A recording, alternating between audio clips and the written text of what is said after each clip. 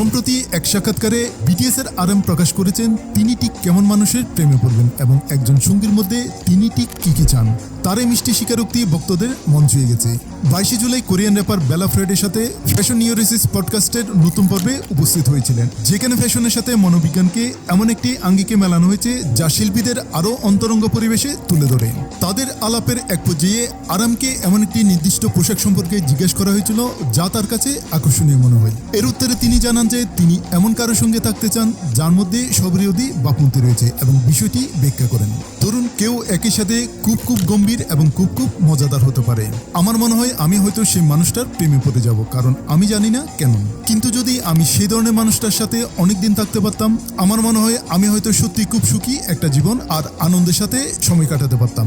এসব বিষয় নিয়ে কথা বলে, যেমন ধরুন রাজনৈতিক বিষয় থেকে শুরু করে সামাজিক সমস্যা নিয়ে আলোচনা করা।